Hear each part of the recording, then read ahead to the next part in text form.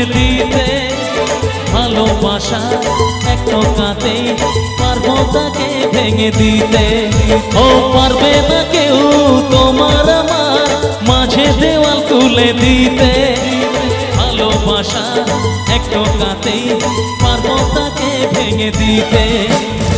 চিরদিনই তুমি যে আমার, তাই তো কাছে এলাম আবার।